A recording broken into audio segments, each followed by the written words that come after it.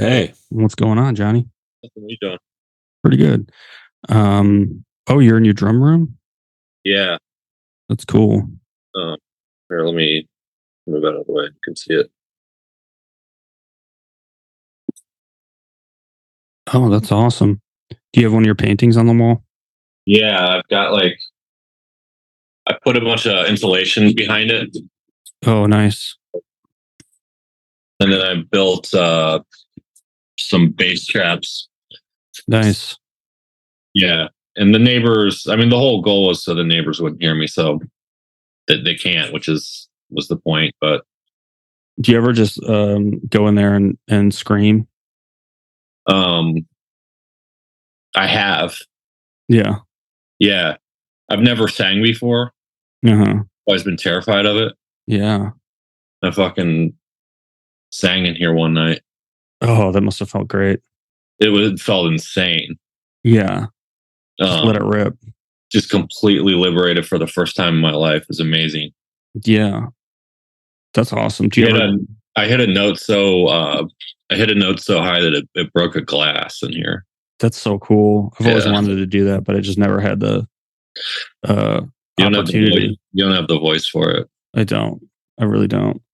And do you ever like you'll get in an argument with somebody at work and you'll just internalize it like you normally do, and then you realize you have the The sound room now, so you can go downstairs and just scream, like primal I haven't scream. done any primal screaming, but I will come down and I will play the drums like as fast as I possibly can because it's Yeah, not embarrassing anymore for a neighbor to hear me doing nothing. You know what I mean? yeah, right. Every time I would play before, I would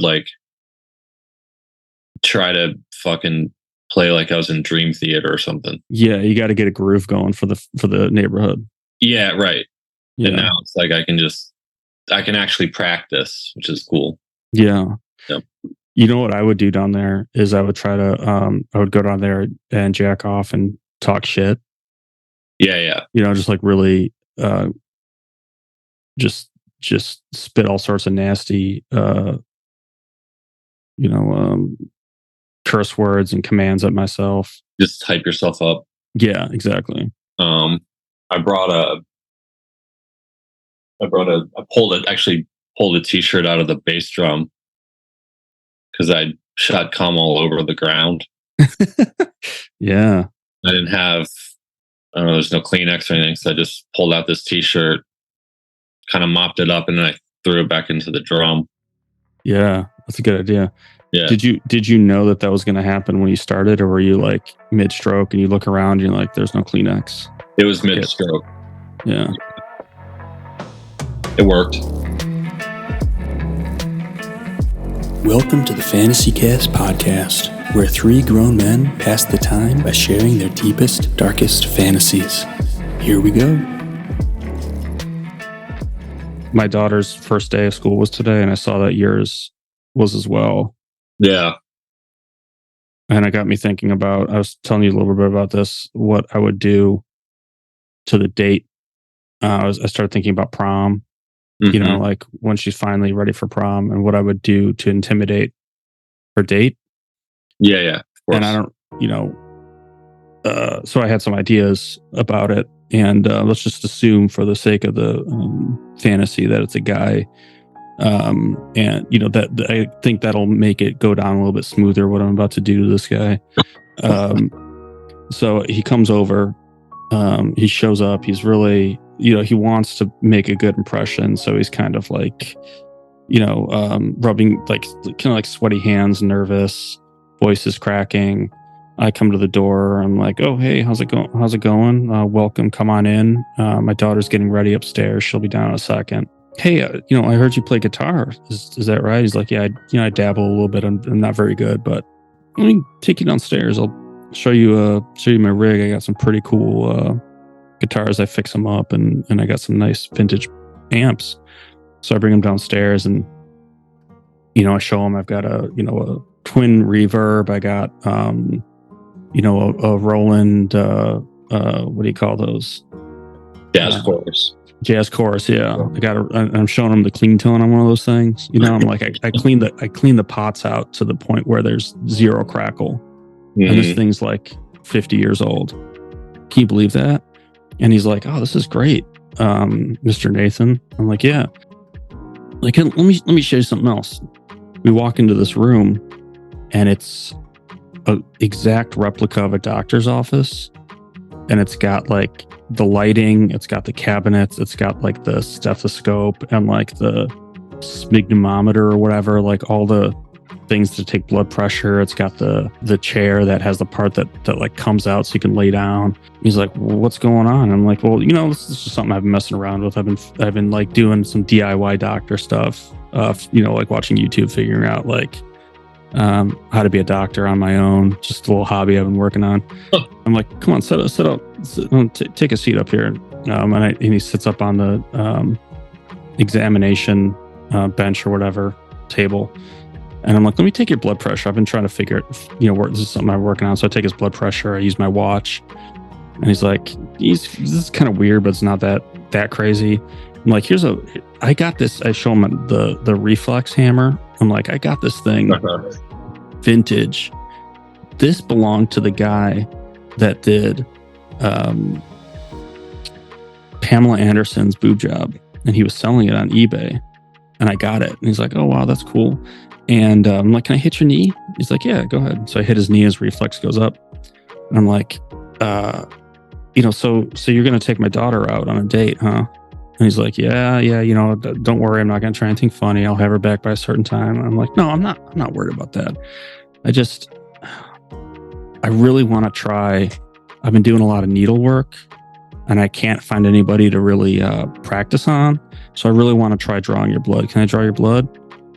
And at this point, I'm staring at him right in the eyes. And he looks into my eyes and he sees that my pupils are huge. I'm unwavering. I'm like staring through him. And my skin is just powder dry. I'm just like super dry skin. But like not cracked, you know, just like dusty. Yeah. And so he's scared shitless. And he's like, yeah, okay. So I end up drawing about a pint and a half of his blood, enough to make him woozy and nauseous. And I'm like, oh man, did you, how'd I do? Could you feel it? Did you feel a little pinch? I bet it was pretty smooth, wasn't it? He's like, yeah, it felt okay. And so I take him back. I'm like, oh, I hear my daughter's ready. Or why don't you go ahead, have a good time. And here, grab a cookie, eat this, get your blood sugar up. You know, why don't you guys go on, have a good time. I'm just going to hang on to this. And I take the blood and I put it in a safe that's also a fridge. So I've just got a pint and a half of his blood. You know, and he's off having a good time at prom, feeling very just, you know, I basically incapacitated him a little bit. Yeah. And I'm sitting on a pint and a half of his blood that he has no idea what I'm going to do with it. Like, am I going to test him? Am I going to plant it on a crime scene? Like, what am I going to do? He doesn't know. So that's how I'm going to get inside this guy's head. Is that it? This is just to hold over him forever. Yeah, it's just an intimidation tactic. Yeah. You know, and he has to constantly be wondering, like, what the fuck is going on with this guy that he's learning how to be a doctor in his spare time on YouTube. You know, like I'm practicing all the doctor stuff. You know, just based on like TikTok videos I watch. You know, it's like how people learn how to cook. I would probably jack off before the kid came over, and probably like rub on my ass and taint, like you know what I mean, just kind of rub all over the whole junk, you know, everything. Yeah. And then the second I open the door and he walks in, I do I grab your nose, grab by the nose. Yeah. And he can clearly smell that it just smells like dick and ass. And I just be friendly with the guy, but also, you know, like he's terrified by it. Yeah, he knows on a very instinctual level what you're about. What you've been doing. Yeah. He can't like pinpoint it consciously, but he just has this visceral understanding that you just dom the shit out of him. Yeah. Yeah, I like that.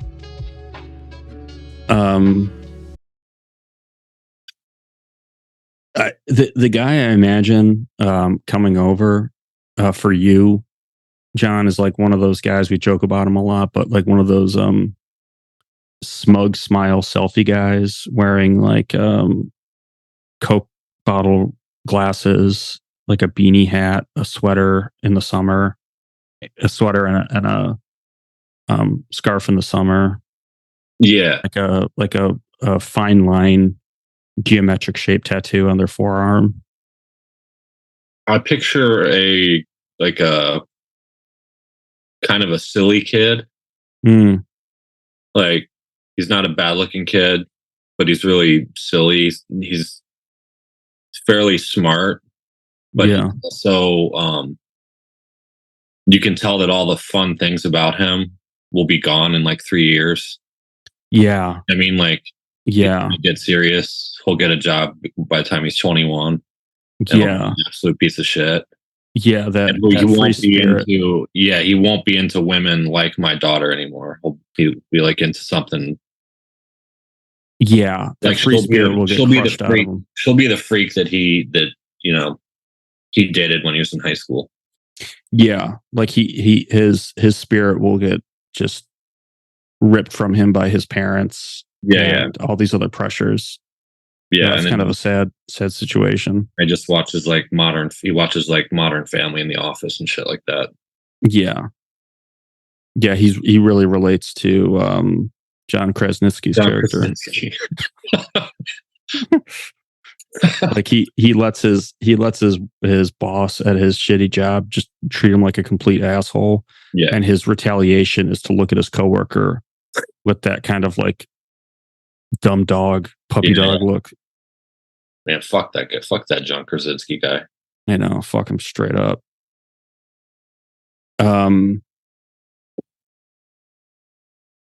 Yeah, I don't know what kind of person it's kind of too early to tell the kind of person that would be dating my daughter, but I'll tell you one thing is I'm going to have a whole arsenal of different moves lined up to be able to adapt and adjust to whoever shows up at the door. Yeah, I want to always be watching. Like, there's always an MMA fight on the TV when he shows up. Yeah. Like old like barbaric ones, like before it was like.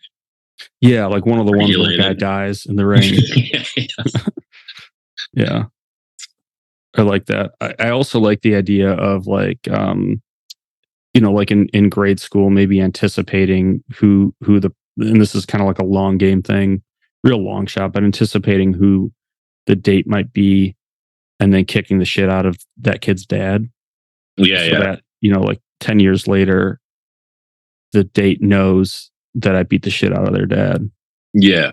That's like, I beat up a kid in high school, real scrawny little guy. Mm-hmm. And then it's like, shit. 14 years later, I was at a gym. I went to a gym shit. And I was completely, I was fucking fat, like really out of shape. Yeah. And I was like waiting for a machine and he like got off of it and looked at me and didn't say shit to me. And he was like the size of Goldberg. Wow. The guy could have just fucking raped me if he wanted to. I probably would let him fuck me. Yeah. Super hot. Yeah. Got super big. Yeah. And it's probably all because I fucking wrecked him on a bus. Yeah, I think that's why. Yeah. I'd be worried about fucking with the kid's dad. Yeah. You know what I mean? Yeah. That might be some vendetta shit. But that also might push them away from your daughter forever. Yeah. So she finds a man. Yeah. If I beat the shit out of some kid's dad, I could picture them being some kind of like blood feud where they would just like instead of picking up my daughter for prom, they just like toss a Molotov cocktail through my window. Yeah. And burn me alive. Yeah, it's not. It's pretty dangerous. That's a dangerous game. Mm-hmm. Yeah, but it was a sweet, bittersweet, dropping her off at school for the first time. Yeah, it was fucking weird. So she's in pre-K? Basically, it's like pre-K. Like she gets pre-K next year. So it's like, it's, basically like cosplay school, daycare. Yeah, it's pretty much daycare. So she started kindergarten today, and the school, like, in 2021, during the summer, someone lit a fire in the basement and like destroyed the building. So the building has been closed for almost 2 years. Do you get a discount? Well, they redid it. So she's the first kindergarten class in this. Oh, nice. New building. It's not a new, it's like they fixed some of the rooms and then they built new rooms. I mean, like it's basically like a new school, but not quite. But there was like all the local news stations were at her school this morning. Oh, wow. Which is really kind of aggravating. Yeah. A lot of paparazzi. Those reporters are built differently. I don't know if you've ever seen one in person, but yeah, they look like freaks. If you see them in person, they look like absolute freaks. Yeah, like they spend way more time working out than they do reporting. Yeah,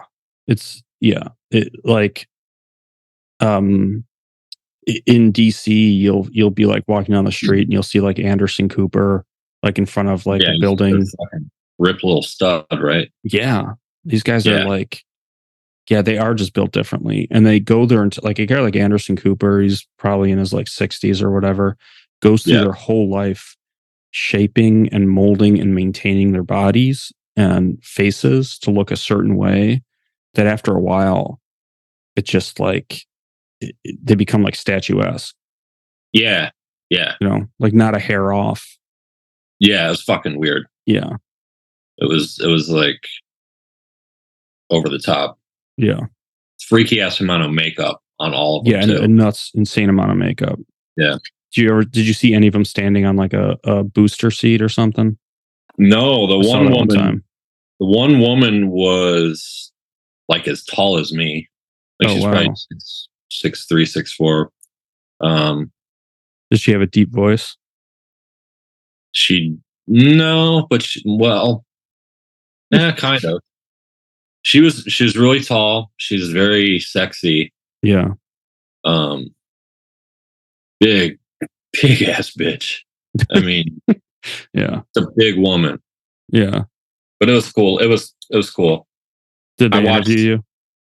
They didn't approach me, but I watched all the footage, and you can see me walking into the building. That's about it. Oh, that's cool. Yeah, that's worth it right there. Makes me think about my teaching fantasy that I have. Oh yeah, lay it on me. So I've been thinking about COVID since it's a fucking weird thing to happen, and now it's like, no one thinks about it anymore. And I was thinking about having to teach online through Skype, and then I watched The Whale. I don't know if you've seen The Whale yet. Have you seen it? No. But I've got the gist of it. Okay, yeah. So I'm a writing teacher at Pung University. Yeah. All my classes get moved to. I'm actually a new teacher there. All my classes are online. So I have I've got a large class, probably like 26 students. I send out an email to everyone to sign on, sign on 8:30 in the morning. I'll be there. We'll talk about writing, blah, blah, blah. I have this long syllabus that they had to work on, just like supposed to keep a journal over the summer. So it's 8:30. It's a Monday. Everyone signs on. My screen's in the center, and it's just black. You can't see anything. Yeah. And they see that something's moving, like it's like a curtain, you know? Yeah. Like it's not exactly just a blank screen. It's just like I've got a cover, you know? Right. I asked students if they'll just read some work out loud, some things they wrote over the summer. And I was like, anyone, you know, just start going. Yeah. We'll just go through the class. And I'm completely silent during the whole thing. Mm-hmm. And like the last kid is reading, and I just slam my computer shut. And so the next day, I do the same thing. There's like 3 kids have dropped the class. Mm-hmm. Didn't like how I was, you know? Yeah. So I have everyone read stuff. It gets to the final person, and you see my hands reveal. Mm-hmm. And I just cut my thumb with a straight razor, just like a real deep cut. And I slam the computer. Uh-huh. Next day, there's like even less students. We're down to like 13 people. Mm-hmm. I tell them that I was, you know, weeding out the posers, and I was like, you know, why don't we read something from the personal journals from the summer? You know, something. Give me something honest about you. And this kid starts reading. I start laughing, like really fucking hard, like the Joker. You know what I mean? Like Joaquin Phoenix's Joker. It's really obnoxious. Like some of the kids are scared. You can tell they're scared.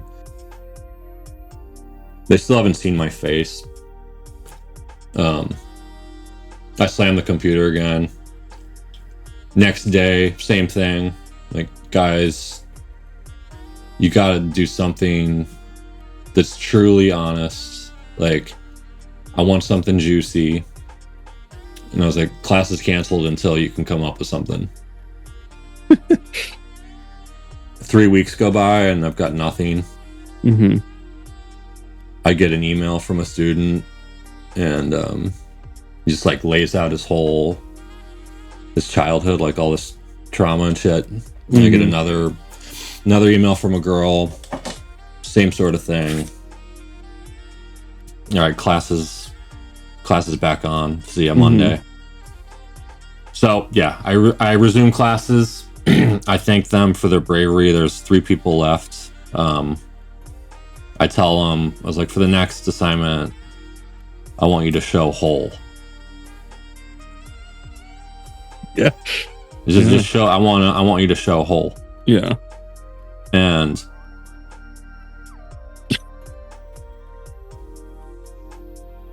I come back the next week, and turn on the computer, and there's one screen. It's just there's my screen, and then there's this other blank screen, and I slowly see something come into focus, and it's just this kid's spread asshole, completely spread. And I'm like, nah, that's what I'm talking about. And then he's like, will you show me yours? And I tear open the thing. I show him my asshole, and I give him an award. He actually gets to work on my summer workshop. He gets a grant for $2,000. That's it. Oh man, no, that's good. That's good. I like how you really weeded out the posers. Got to work these kids sometimes. Yeah. You provided them with an experience that they weren't prepared for, and a lot of them didn't rise to the occasion. No, like these community college kids at Pung, like they're just in it for the degree. You got to go to more extreme school, I guess, to accept that sort of treatment from a teacher. But yeah, Can you go, thinking back on your own education experience, can you think of a teacher if they asked you to show hole, you would?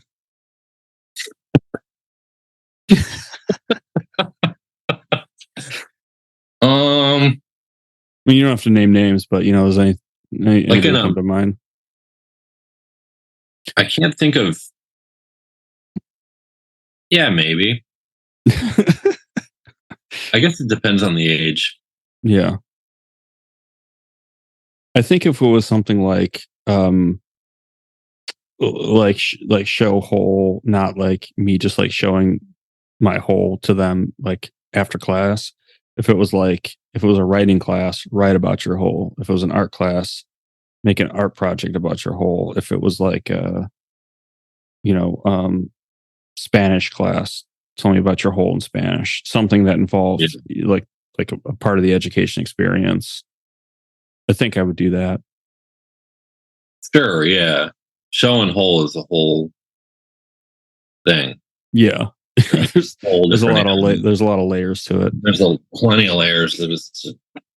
First of all, it's extremely abusive. The abuse of power. Yeah. Yeah, you're definitely going to jail. It's weird as fuck. Yeah. But it's an interesting thing to fantasize about. That power.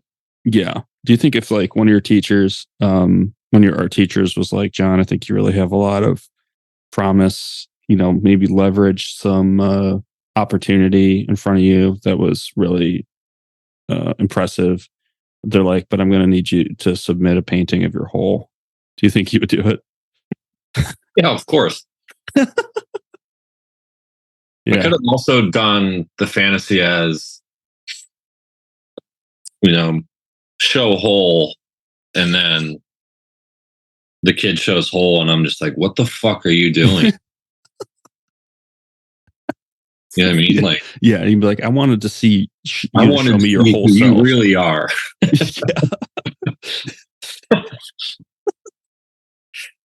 No, but I do like the ambiguous nature of show hole, and everybody immediately knows what you're talking about. Yeah. I was thinking that would be a good name for a band. Show hole, that's actually really good. Yeah.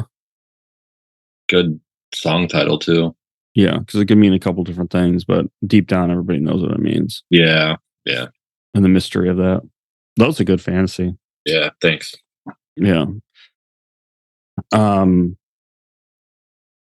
It got me, speaking of like extremes, people are willing to go under the guise of, or just like, when like intoxicated by success or the promise of success.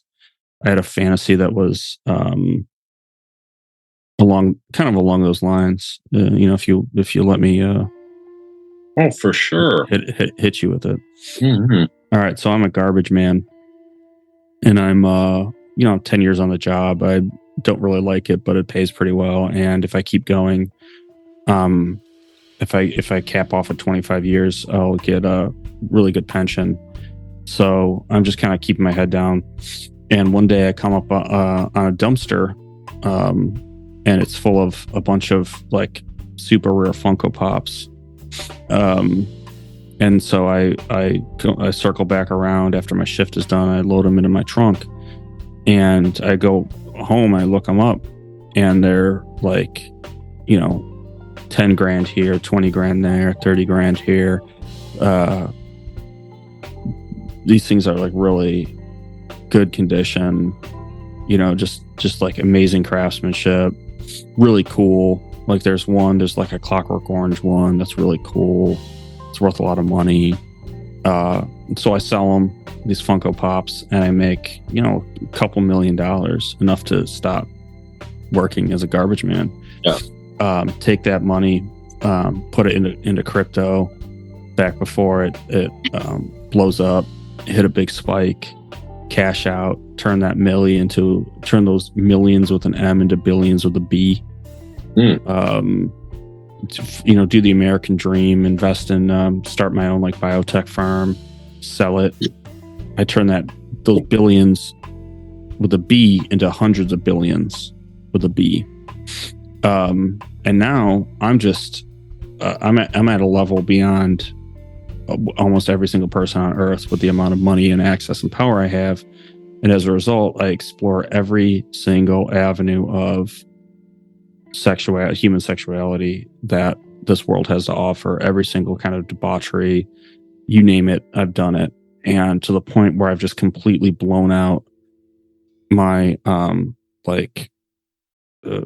pleasure receptors I can't get off anymore. I can't get hard, and the only thing that gets me hard is like some kind of notion that I'm propagating my seed to the far reaches of the earth or the universe in a way that preserves them throughout time. So like like this world could end, like our humans can go extinct, and the next evolution of creatures or alien species or whatever would be able to find samples of my DNA or my cum, a trace of places. Somewhere. Yeah, exactly. So I went up to space, and I put some cum on the moon.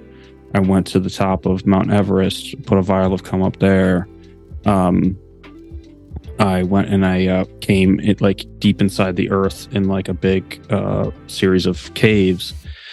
And the only thing left to do is to blow a load down in the bottom of the Mariana Trench, which is the deepest part of the ocean, the Challenger like crevice. It's like only a couple people have gone down there, made it to the bottom and made it back. Just absolutely pitch black depths of the ocean, life forms down there that people haven't even seen. So I assemble a team of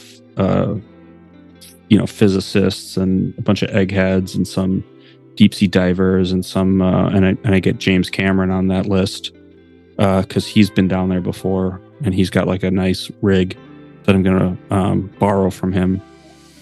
And so we're planning this thing out, and we're having a bunch of business not business meetings, but like strategy meetings. And James Cameron's really kind of being a dickhead. He's like, not like he's there because he says he like believes in like the cause and the exploration, and he thinks that it's like good for somebody else to go down there, but he's being like a kind of an asshole about it. Like, oh, look at me, I've been down there before. He's like just being really dismissive of me. He's always like answering phone calls during meetings. Really a pain in the ass on all the lunch orders. Wants something like special all the time, you know. And so it's just kind of rubbing me the wrong way, giving me like a weird vibe. So we figure out how I'm going to get down there. We work all the science. I'm going to be using James Cameron's little submarine thing. And so I break the news to everybody. I'm like, hey guys, I want to come down there. I want to blow a load down there to preserve my semen for, indefinitely. And they all kind of like look around and I'm like, yeah, I mean, that should be a problem scientifically. It should survive, whatever. We just got to depressurize it and figure out a way to get out, whatever. James Cameron pulls me aside and he's like, listen, I haven't really been saying much to you. And I know you don't really get along, but there's one thing of advice I'm going to give you, and I really want you to follow it. You got to get a glow-in-the-dark condom. Because if you throw out your cum out there with just a regular condom, nobody's ever gonna find it. In a condom? Yeah. You gotta blast in the glow-in-the-dark condom, tie it off, and throw it out there. Otherwise, nobody's ever gonna find it. Like one of those kind that you get from the truck stop. Yeah. I'm like, get the fuck out of here. I'm not gonna do what a condom. He's like, trust me, just do a condom. And the scientists are like, that's not a bad idea. That might really honestly be the best way to preserve it down there is just doing a condom. I'm like, yeah, but I'm not doing a glow-in-the-dark condom. Are you crazy? And so he's like, fine, fuck it. Don't listen to me. So I get in like really good physical shape. Like we're about to launch the expedition and take a ship out to the trench. And I accidentally sleep in the night before or the morning of. And so I'm waking up really frantic, and I run out to the store, and I run by the gas station. I'm like, fuck, I need condoms. I didn't get any condoms. So I'm like, just give me all the condoms you have, and I'll figure it out later. So the guy at the store just gives me all the condoms, and I put them in a one of those black liquor store bags, and I just like take it with me. And I get into the submarine, and everybody's like, you're clear to go. You're clear to go. Life support is good. We're dropping you down. So I start sinking lower and lower, and I feel the submarine's getting colder and colder and colder. I kick on the heat. It starts getting like nice and cozy. The lights are flickering. But then they're all of a sudden stable. I'm getting some good,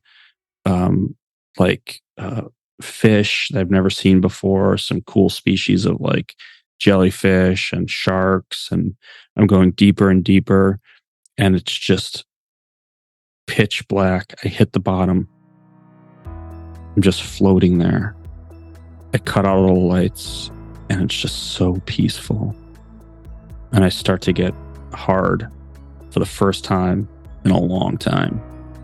And I hear the guys are like in my ear, like, all right, you're clear to go. You're depressurized. You can ejaculate whenever you're ready. I cut them off. I don't want any distractions. I can't hear them. Mm-hmm. I cut out all the lights, and I'm just floating there. And I just start stroking. And because I haven't blasted in so long, I'm like super fucking sensitive. Yeah. And I kind of get out in front of my skis on my own dick, and I start to come like really fast. And I'm like, oh fuck. And so I reach behind me, I grab a condom, rip it over with my teeth, throw it on my dick, blast in it just in the nick of time, tie it off, put it in the depressurizing chamber, and release it out into the ocean. And as I turn, as I'm like floating back up, something catches out the corner of my eye, and I look over it. I aim the light at it. I turn on the light, aim the light at it, and it goes away. Then I see it again, and I look over. It's a glow in the dark condom sitting down there, filled with cum. And I'm like, fuck, this is James Cameron's cum. So I'm not the only one that has come down there. So all of a sudden that just ruins the whole vibe for me, But I'm like, fuck it. You know what? 2 guys comes down there. That's fine. If the aliens come down in 10,000 years and they find my cum and James Cameron's cum and they recreate us from that cum, that's fine. Whatever. He's an asshole, but who cares? So I start floating back up. I turn on the comms again, and I just hear the entire crew, including James Cameron, just laughing at me. Like this is like a big inside joke they all had. And they're just like cracking jokes on me the entire way up. I finally get up there. I go straight to my room, shut the door, start pouting, and they're all just like, making fun of me. The next day, I get up and I get a text message from James Cameron, and he's like, "Hey, clean your shit out of my fucking submarine." And he shows a picture, and it's him holding the open condom wrapper that I used, mm-hmm. and it's a spermicidal lubricant one. And I didn't realize it. And it's a Trojan ENZ armor condom. Sometimes your Trojan wears armor. All the reliability you expect from Trojan with spermicide for extra pregnancy prevention.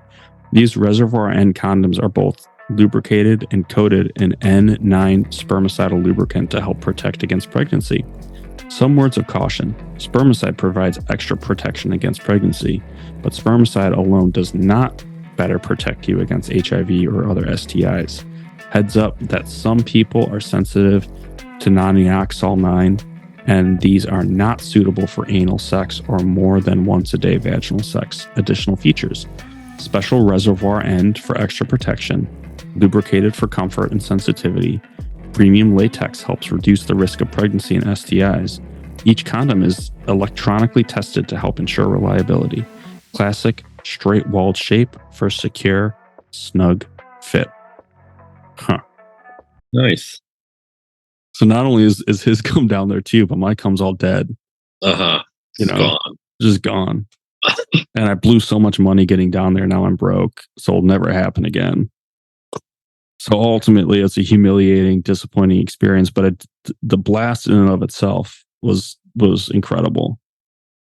But that would feel crazy. Yeah. I've been thinking about using condoms again. Oh yeah. Yeah, just to Spice things up. change it up, make me feel young again. Yeah. I did that for a little bit. There's like the like spot after you have a kid where like the woman is like particularly sensitive to getting fertile, to getting pregnant.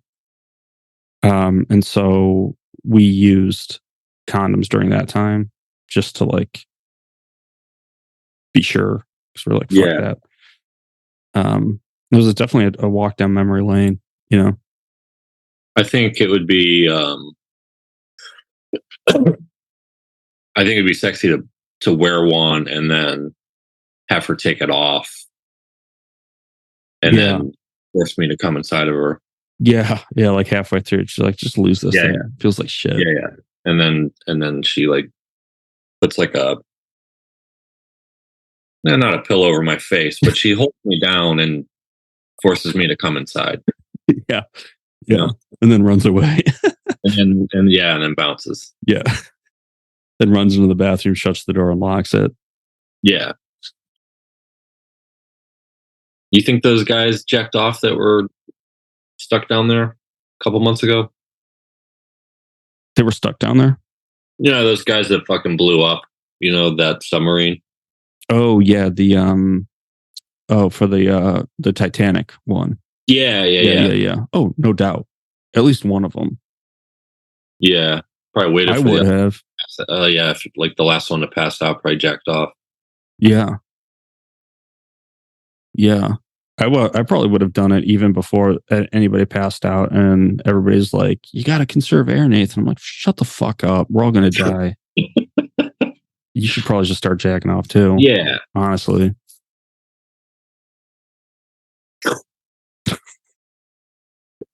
As soon as you said that James Cameron wanted you to get a glow in the dark condom, I knew that you would see one of his condoms floating. Well, I was thinking, I thought there was going to be multiple, like a bunch of them, like that you thought were like fish or something. See, no, that would have been funnier, as if there was just like 30 down there. Like while he was down there, he just went to town. I was thinking my original fantasy because it wasn't really sexual in nature, so I kind of like converted it to be more sexy. Is I wanted to be the first guy that took a shit down there, mm-hmm. And then my shit would be there forever. And during our planning meetings, we would all order food from Chipotle, and James Cameron, everybody just had like normal things, but he was like being kind of an asshole, and he wanted them to like overcook all his stuff, which, Chipotle, it's already all cooked a certain way. So he's like, I want you to like sear the shit out of all the steak, the vegetables, everything. And so I'm like, okay, whatever, get him his fucking seared corn, seared whatever. And then, so I'm taking a shit down at the bottom of the Mariana Trench, and I see a turd start to float by, and it's got a really burnt corn in it. And that's how I know it's James Cameron shit. And I spend the entire, like, all my oxygen trying to chase down that shit to grab it. To get it out. Yeah, to get it out. I'm like trying to, like, with a pool skimmer.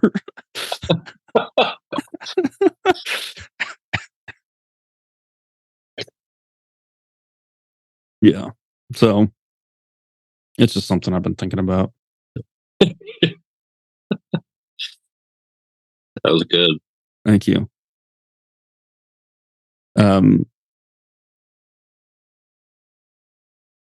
That guy I was showing you who does like that male self-improvement thing?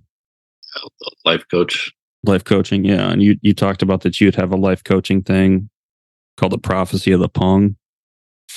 Yeah, it's just all about it's like basically talk about all the sex you've had, Uh-huh. and you kind of put some guilt on it, like, Mm. "Geez, that was a crazy time. I was such a pig back then." And you just keep sharing so many of these stories that you get so fucking horny that you don't care anymore. Yeah. I mean, like, I Yeah. teach them to love the pong, Uh-huh. but also you don't got to feel bad about loving it. You know what I mean? Yeah. Yeah, yeah, yeah. I like that. Like you change their relationship to the pong. Yeah. Yeah. Because a lot of these fucking weird freaks that do the life coaching shit, Yeah. um, there's something else wrong with them, and it's never um whatever the fuck it is the life coach is talking about. Right. Right. Also, life coaches aren't like accredited fucking like they go to school, right? I was looking into this. There's like it's large. It's kind of like unregulated, So they'll have like I think anybody can be a life coach, but then they'll also have like Joe Blow's upstairs life coach school and like a mini mall somewhere, um, where you can go for like 6 months and get accreditation or something. Um, and But I don't think it's like It's not like to be a psychologist or like a psychiatrist where you have to like Yeah, actually go they're to not school. certified in any of it. Yeah. It's fucking weird. People love that shit. People would love seeing a therapist if it meant that they went on a retreat with the therapist. You know what I mean? Like, Yeah. And like if you're yeah, and like to your point of like you're going to a life coach to kind of talk about everything else other than the thing that you're actually supposed to talk about. So yeah, that people pay a lot of money for that. To like feel like you're doing something but not actually address the thing that is making your life miserable, whatever that or is. just like generalized like things that everyone feels. Right.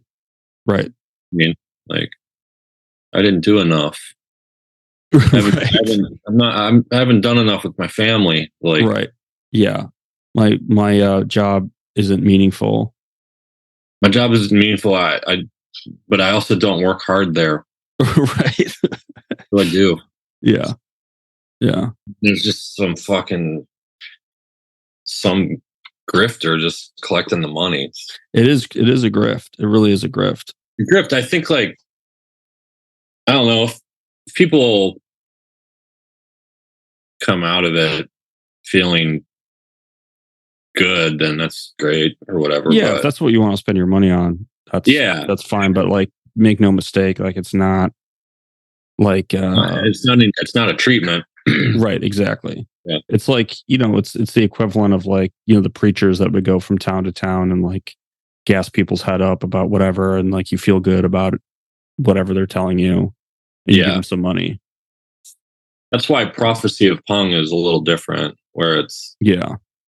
you're sharing fantasies, you're sharing everything you've done, the good and Mhm. the bad, and you're learning how to love that Pung in a new way. Yeah. And there's science to back up what you're doing. Is I think that's what a lot of people don't understand is there's a lot of um clinical trials done at accredited universities backing Yeah. up your method. It's not like you're just pulling this out of a hat. Yeah, I was Pungology's been around for a while, and Mhm. not many people know much about it, but it's real. And it's being looked at by a lot of scholars now. So Yeah. I mean happy to practice it. the the Ecuadorian and Chilean mountain people have been doing it for thousands of years. And Yeah. just now has it made it to like the North America. Yeah. Do you still have that flesh colored dildo? Chad? Yeah. Yeah. I was thinking about that. That would be a lot of fun. It'd be fun to like fuck around with, in your ass or whatever, in your mouth. But it would also be fun to just play pranks on people and just like, carry around with you. I told you how I got that, right? I bought lube and a vibrator for my wife, and then it was like you could get a free gift, like pick some. So I got like a pack of playing cards. Erotic ones? Those ones, yeah, like those ones we used to have at the apartment. I can't remember who that guy was. Striker, yeah. So I got some cards, and then I got this little dildo, and I'm not afraid to play back there, Yeah. No. You're no stranger to that realm. No stranger. I know what I am. Yeah. I know there's no label for it. Yeah. I'm pushing. There's no label for what I really am, But it never got anywhere near my wife. It immediately, within hours of it being at my house, I had it like mounted to a wall. It was in my ass. Yeah. And it's a treat. Yeah. I bet it would feel surprising, but then pretty oddly comforting. Especially because like it's such an archaic design. Classic, don't get me wrong, classic design. But it's like it just looks like a dick. It's the 6-inch dildo, but it's a really small penis. I mean, it's not like the girth wise. Yeah, it's like you wouldn't, if you walked around in a locker room and it was hard, like if that was your penis and you're walking around in a locker room hard, no one would be shocked or upset. They're just like, oh, whatever. As long as it's hard. It's just like just like a passable, unremarkable. Yeah. Very unremarkable. Yeah. Yeah. And so, it makes sense that it just, your wife tossed it to the side because there's just the technology has just been lasted way past. Like that's like a 60s style dildo. Yeah, that's when everybody thought it was like awesome to take like a casting of somebody's dick and make it into a dildo. Old school. But you get to just, explore it. Right. Yeah. And I think I'm on to bigger and better things, if you know what I mean. Yeah. Yeah, you're just working your way up the ladder. Yeah. Until I can take like a fucking horse cock. Yeah. Do you think you'll ever fuck around with VR? Yeah. I think I will. Me too. I think once the price point comes down. Finally making enough money to buy dumb shit. Yeah. Fuck, feels great. Yeah. Did you get that PS5? Things. I haven't. I need to get that, and then I need to get some VR. Yeah. I had a friend that used to use it when he jacked off, and he said that it's one of those things where you get so immersed in it that you have to do it when no one is going to be over. Mm-hmm. And then you got to lock your bedroom door too. Yeah. Because you said you're not really hearing anything from the outside world. It's the closest you can get to fucking a porn star. Unless you go to Vegas and find one. Yeah. But who wants to do that? Right. Yeah. That's how I feel like about taking vacations, I'm like, why would I want to take a vacation when I can just take sit in my room, lock my door, and take like a shitload of acid? Yeah. Yeah. And, same thing. Yeah. I wonder if there's going to be a cottage industry of if somebody buys like a VR set I'm staking out their house to rob them blind as soon as they once I see them go into their bedroom and lock the door. I'm just running in their house, just taking everything I can. Is it pricey? VR? Yeah. Oh, I don't know. I actually haven't looked into it, but I imagine it's probably if you want something that's any good. Yeah. Probably cost, it's probably about the same price as like a new bike or something like that. Yeah. No, I'm probably gonna be one of those guys that works till he's 75. Then he works, at a Home Depot saying hello to people. Yeah. That's not that bad. Or the podcast blows up for the next fucking Rogan. That'd be awesome. I still haven't heard it. What? A single episode of our podcast. Oh, really? It's pretty funny. You should listen to the last one. The last one, just you and Mike, right? Yeah. Have you done two? Just one. Just one, okay.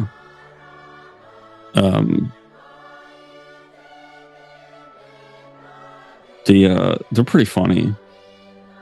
Not to, toot our own horn or whatever, but I enjoy listening to them just because I always end up cracking up. Because I like when we're sitting here talking, it's hard to focus because you're thinking about what you're gonna say or whatever. But when you listen to it again, just casually, it's just so good because you get all the little stuff. Mm-hmm. Yeah, I've been meaning to listen to. I think I listened to one of them. I think you listened to one. And then I listened to anytime you post a link, I'll the fuck. I'll listen for a few seconds and I can't stand hearing my voice. Yeah. This fucking room that I built is full of spiders and I don't understand why. Oh. That's probably good though, because they probably keep other shit out. Yeah, I just don't. You don't want them biting your sack while you're playing drums. It is. Yeah. Yeah. Well, that's about all I got, John. I don't know if you had anything else you wanted to. See you next week. All right, man. All right. I'll see you. Talk to you soon. Bye.